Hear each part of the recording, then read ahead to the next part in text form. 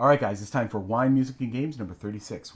We're going to France for a little bit of red wine. We're also going to stay in France for a rather infamous live concert on vinyl. And then we're going to get a little game that came to us from Japan. Stay tuned.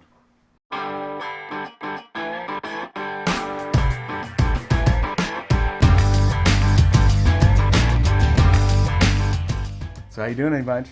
I'm doing great. How are you, dear? I'm doing fantastic. We're talking about good wine, some interesting, awesome music, Yeah. and a fantastic little game which sprung on us completely by surprise. So stick around, pay attention. This is some good stuff.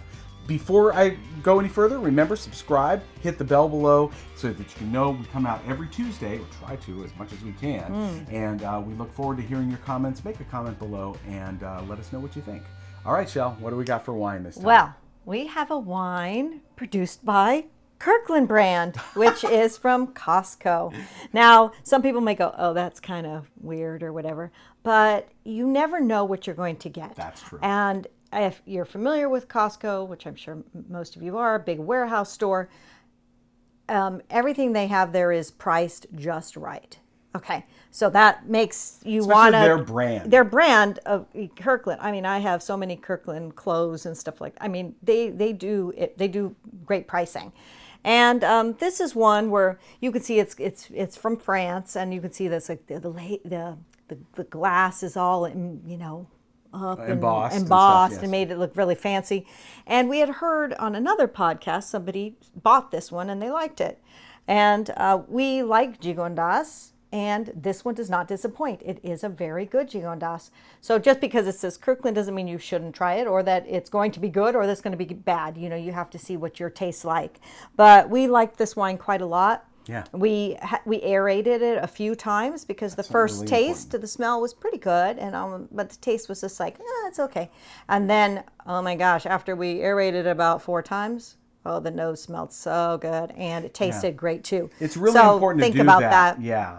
And one of the things that's interesting about the Kirkland brand is that they source from different things. So this Gigondas may not necessarily be the Gigondas of next year if Kirkland were to have one. Right. So just realize, and from everything we've read, it sometimes you'll a very, very fancy name brand will have leftover grapes and leftover bottles, and who's going to sell it on the open market? Well, Costco's starting to do some of that, and they can sell it for cheaper. If this was a name brand, this bottle might be $20, $30 more. Right. Well, this one was, I think, 16. Yeah, 16. So very for a Gigondas, which is and you should know. Remember, with French wines, we're talking about regions rather than grapes. So we're talking about a medium body red wine, which is usually a red blend. So really good stuff. Yeah. So this, we've tried the rosé, the Sauvignon Blanc, and they were like, well, they're fine. It depends on your style, what you like, right? True. And seeing the regions that they're from. Right. But this is a very nice light red. If that's the style you like,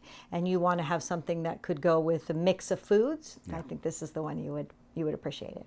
Okay. For music, Record Store Day is happening, and when you hear this, it may have already had, the second drop may have happened. I'm not sure when this is going to fall in the timeline here.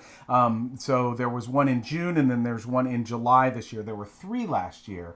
And since I've been getting back into vinyl, thank you, Shelley, for allowing that to happen. Well, I appreciate the music too, so it's okay. Whenever Record Store Day rolls around, it's always important to look at, and in my opinion, to look at some of the exclusives and some of the more interesting and esoteric things. So when I saw this, I was like, oh, that'd be interesting, because Tangerine Dream is kind of this progressive instrumental electronica that goes back kind of, they are the French equivalent, if you will, though more dreamy than like Kraftwerk, which is from Germany. So Tangerine Dream, kind of a precursor to new agey music and stuff like that. In fact, they released an album back in the 80s or maybe early 90s that was on a label called Private Music, which was known for its new age stuff. But Tangerine Dream back in the 1970s was really doing these interesting esoteric things, and they put on this concert in Reims Cathedral. Which is a gorgeous cathedral, which we have been to a couple of times. Yes. And then look what they did for the vinyl. It's a 2-album set, and the vinyl all has different variations of this rose window on it. It's really beautiful and cool in that respect. My understanding is, in reading up on this concert, that after this concert was done, the Catholic Church, or maybe it was France, I'm not sure if it was the state or if it was the church, banned rock concerts in cathedrals. Not that this was a real rock concert. But a very unique concert. Yes, definitely. Right? It is 4 songs on 4 different sides. Yes, there's side 1, side 2, side 3, side 4. Kind of almost like a Yes album, if you will, like Tales of Topographic Oceans, but this is all instrumental. And Christopher Franke, who is one of the original members of Tangerine Dream, just to throw out another tangent to something that we also is he did the music for Babylon 5. Oh, yeah, that's very cool. I had no idea. Thank you for sharing that. Right. Yeah, I kept asking Doug, are they gonna sing it all? He's like, yeah, no. This is the type of music that I put on, and I listen to it and I enjoy it to its full extent. But also, I put on in the background when I if I'm grading something or I need to have something to take my mind off. Oh, maybe you should go to the fridge and get something out of the refrigerator. That's not what's going on in your mind. Please. Oh, please. All right. So, Tangerine Dream live at Reims Cathedral. I think you can stream it, but I had to have this awesome. Oh, yeah. It's too beautiful not to have. Yeah. All right. And for our game, this is a little game that we happened upon. The designer sent an email to me and said, hey, I've got this game, and I think you guys would really like it. And so it is a game called Sky Towers. And the designer, I'm sorry, I'm forgetting what the guy's name is. Oh no. Where is it? Oh. His name is Awesome Sauce. Here it is. Charles, no, that's the solitaire version. Charles Ward is the designer. Sorry, Charles, I messed that up. But there's also even a solitaire in here. It's for 1 to 4 players. It's about a 20-minute game, and all it is a set of cards. You are building towers in front of you. Depending upon the number of players, 1 tower, or with 2 players, it's 2 towers in front per of you. person, yeah. And your towers have to add up to 21 for them to then be put into your score pile. And as we talked about this, I think we have this on one of our more recent audio podcasts as well, and we'll go into more detail. This is one of those games that's deceptively simple. We played it for the first time. We're like, that's fine. Yeah, it's fine. Yeah. But we were starting to see it, and then we got to do it again because that was interesting. And it was also very, very fast, yes. Right? And then we played it again. We're like, here's some permutations that we didn't see the first time. Yeah. And it became this family game, which it totally is. It is, yeah. Which, as you play as a gamer, you start to realize how fun it is. I mean, this is one we will take with us on trips and stuff because it doesn't take up any space, and it's just a lot of fun to play. Yeah, definitely. And so there's powers on the cards, and it's just. But it's not like over the top powers. It's no. So like the 10 can only be played as the base of a tower. 1s can only be played at the top of a tower. So you can play a 1 on anything, but then only 1s can be played on it. 6s, if you play it, you can ask for a card from one of your opponents. 5s.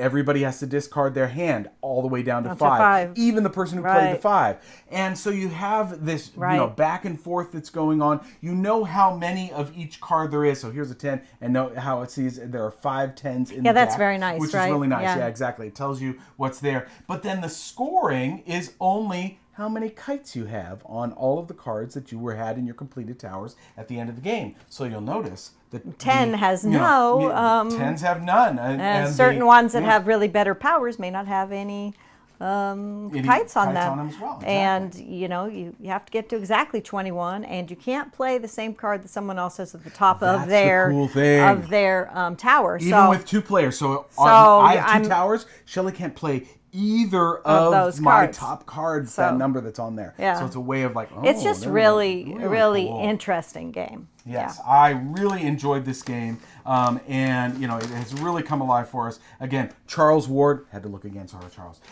Sky Towers, Exist Games, okay? Exist Games, exist.com, except in place of the I in exist, the number 1, okay? Existgames.com/games to check out Sky Towers. All right, so let's recap.